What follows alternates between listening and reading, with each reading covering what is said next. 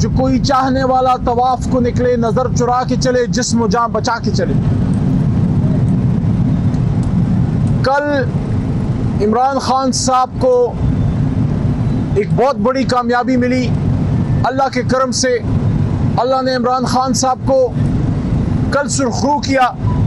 توشہ خانہ کیس جو ایک جیلی کیس ان پہ بنایا گیا، وہ شخص جس کے نام پہ لوگ اربوں روپے کروڑوں روپے وہ نچھاور کرتے ہیں، خیراتی اداروں کو دیتے ہیں، اس شخص پہ یہ الزام کہ وہ ہار بیچے گا اور ہار سے پیسے بنائے گا اور ہار چرائے گا، اور یہ کیا ڈرامے۔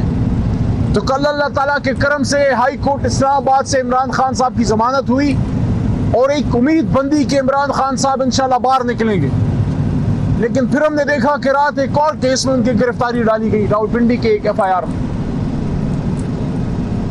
میں یہ کہنا چاہتا ہوں کہ نہ تو اس طرح کے حربوں سے عمران خان صاحب کے حوصلے ٹوٹ سکتے ہیں، اس نے ٹوٹنا ہوتا تو پہلے وہ ٹوٹ چکا ہوتا، وہ ٹوٹنے کے لیے بنا ہی نہیں ہے۔ ہم چھوٹے سے بچے تھے جو اس آدمی کو دیکھ رہے ہیں، اور آج ہمارے بچے جو ہیں وہ جوان ہو رہے ہیں اور ہم اس آدمی کو دیکھ رہے ہیں کہ پاکستان کے لیے یہ آدمی کھڑا ہے۔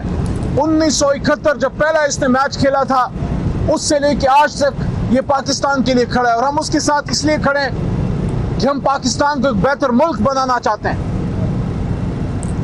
کیا آپ عمران خان صاحب کے حوصلے کو توڑ سکے؟ نہیں توڑ سکے۔ کیا عوام کا ان سے جو ایک اٹوٹ رشتہ ہے اس کو توڑ سکے، اس میں درار ڈال سکے؟ نہیں ڈال سکے۔ آپ نے ہر ممکن کوشش کی، ان سے ان کا انتخابی نشان چھینا، ان سے ان کی آدھی سے زیادہ پارٹی چھڑوائی، لوگوں کو پارٹی چھڑوا کے اور پارٹیوں میں آپ نے اس کو شامل کرایا، ان کے سابق وزراء اعلیٰ سے آپ نے پارٹیاں بنوائیں، وہ لوگ جن پہ تحریک انصاف کا بڑا ٹرسٹ تھا ان کو عمران خان سے دور کیا۔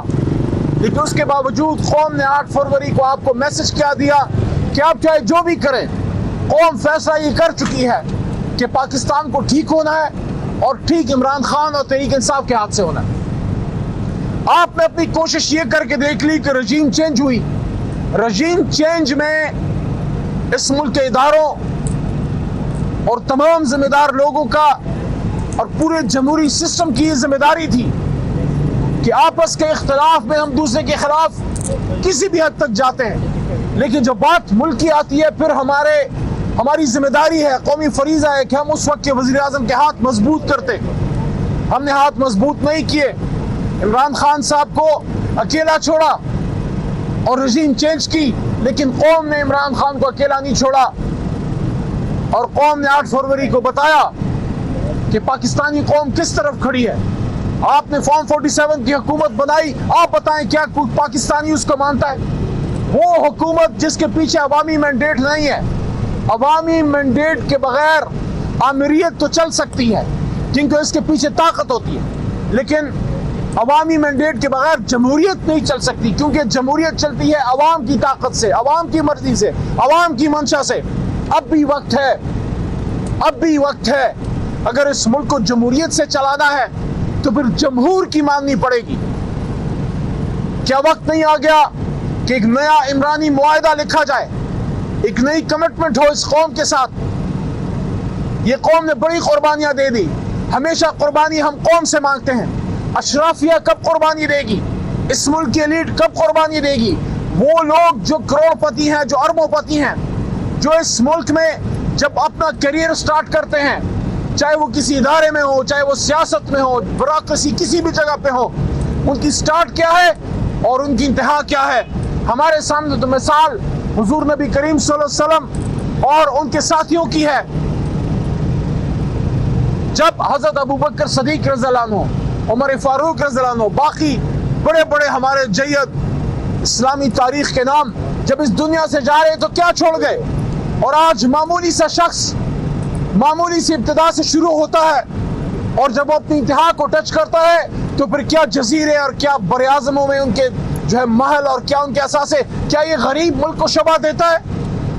ہمارے پڑوس میں ہندوستان ہے، ہمارا حریف ہے، ازلی دشمن ہے، اس سے ہماری جنگیں ہوئی ہیں، ان کے سابق وزراء اعظم کو دیکھ لیں، ان کے سابق सरबराहान जो इदारों के हैं उनको देख लें, कभी किसी ने नाम देखा कि पाकिस्तान से बाहर उनके असासे हैं? ये पाकिस्तान कब ठीक होगा? और जो ठीक करने के लिए निकला है उसको आपने जेल में डाल दिया। जिन लोगों की वजह से इस मुल्क के साथ ये हुआ है, जिसकी वजह से करोड़ों पाकिस्तानी इमरान खान के साथ उठ खड़े हुए और 27 साल से तहरीक चला रहे हैं, उनसे तो आप मुल्क नहीं चला सकते। वो अंग्रेजी में कहते हैं ना कि you can't reinforce the failure. All those people who are in power now are part of the problem, they're not part of the solution. इनके पास solution नहीं है, इनके पास वो कुंजे नहीं है जिससे अवाम के मसाइल का हल निकल सके। वो ताला जो अवाम के मुस्तकबिल का, उम्मीदों का ताला है, वो खुलेगा सिर्फ एक शख्स के हाथ से, जिसको आपने अडयाला अकादी नंबर 804 डाला हुआ है। 24 नवंबर की हमारी कॉल है, उस कॉल पे कौम निकलेगी। आपके पास दिन थे, अब भी 1-2 दिन हैं, होश के नाखिल लें। सबसे पहले मैं पाकिस्तानी कौम की तरफ से ये मुतालबा रखता हूँ, सिर्फ तहरीक इंसाफ की बात नहीं कर रहा। 26वीं आईनी तरमीम भी गलत हुई, आईन और कानून की हुक्मरानी भी चाहिए, मैंडेट की वापसी भी चाहिए, लेकिन कौम का आज सिर्फ एक नारा है, सबसे पहले इमरान खान हमें बाहर चाहिए, उसके बाद बाकी तमाम मसाइल का हल इंशाल्लाह निकल आएगा। और जो मैं नए इमरानी मुआहदे की बात कर रहा हूँ, वो क्यों कर रहा हूँ? इमरान खान साहब को बाहर आना चाहिए। इमरान खान साहब बाहर आए, फिर तमाम पॉलिटिकल फोर्सेस बैठें और एक नई अंडरस्टैंडिंग डेवलप करें कि एस्टैब्लिशमेंट का क्या रोल होगा, सियासतदान का क्या रोल होगा, वज़ीर आज़म क्या करेगा, क्या हमेशा वज़ीर आज़म या काल कोठरी में डाला जाएगा या शहीद होगा या मुल्क से बाहर दरबदर होगा? ऐसा क्यों नहीं हो सकता है कि एक वज़ीर आज़म को 5 साल मिले और फिर अवाम उसका एहतसाब करे? एस्टैब्लिशमेंट इदारे मुल्क की हिफाजत के लिए लाजिम और मलजूम है, वो भी तब अपना मजबूत काम कर सकेंगे जब मुल्क में पॉलिटिकल स्टेबिलिटी हो।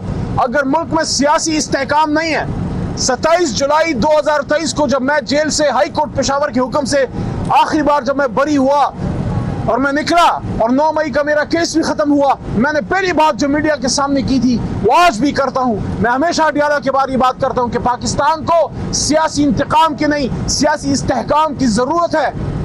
पाकिस्तान को सियासी इंतकाम की नहीं, सियासी इस्तेहकाम की जरूरत है। और सियासी इस्तेहकाम आ नहीं सकता जब तक आप मुल्क के सबसे बड़े लीडर, मुल्क की सबसे बड़ी जमात, उसको आप एंगेज नहीं करते। और जब ये एंगेजमेंट हो, उसके बाद सियासी जमातें ये फैसला करें, सियासी जमातें ये फैसला करें कि या ये इख्तिदार की जंग है या ये अवाम की खिदमत का एक मुकाबला है। अगर इख्तिदार की जंग है तो बिल्कुल आप करें जो आप कर रहे हैं, कोई किसी का कंधा इस्तेमाल करें, कोई आपको आंख मारे, कोई आप जो भी तरीका। लेकिन अगर आप कहते हैं कि मुल्क को ठीक करना है, मुल्क को आगे लेके जाना है, फिर एक बात पे तमाम पॉलिटिकल फोर्सेस को इस नुक्ते पे आना होगा कि किसी का कंधा इस्तेमाल नहीं होगा इख्तिदार में आने के लिए। और जब इख्तिदार में आ जाएं, फिर करप्शन से, अखरबा परवरी से दूर रहना है। इस मुल्क को मुल्क बनाना है जिसलिए बना था, क्योंकि हमारी 3 नस्लें कब्रों में जा चुकी हैं, लेकिन आज तक का वो ख्वाब शर्मिंदा ताबीर नहीं हो सका जो कायद आज़म मोहम्मद अली जिन्ना ने इस कौम को अलामा की फिक्र की रोशनी में सुनाया था, दिखाया था। क्या हम सिर्फ भीख मांगने के लिए पैदा हुए हैं? क्या पाकिस्तान न्यूक्लियर इस्लामिक स्टेट होते हुए दुनिया के सामने हम कासालेस हैं? हम किस किस मुल्क के पास नहीं जाते? ये क्यों है? क्या हमारे डीएनए में कोई फॉल्ट है? क्या हम मेहनती नहीं है? क्या हम ईमान वाले नहीं है? क्या हम मोहम्मदी नहीं है? क्या हम मुसलमान नहीं है? क्या हम दुनिया की बाकी कौमों से कोई, हमें कोई कमजोरी है? हमारे परवरिश में कोई कमी है? मसला सिर्फ एक है, हमारी लीडरशिप में मसला है कि लीडरशिप बैठे और इस बात पे फैसला करे कि मुल्क को आगे लेके जाना है। लेकिन वो कैसे होगा जब आप मुल्क के सबसे बड़े लीडर को गोलियां मार के जेल में डाल। मेरी दुआ है कि सियासी फोर्सेस होश के नाखन लें और जो लोग फैसला कुन हैं वो भी कोई सोचें कि आपने पूरे मुल्क को इस मुश्किल में जो डाला हुआ है। आज रोड पे जाएं, 100 में से 99 लोग एक सवाल करते हैं, खान कब बाहर आ रहा है।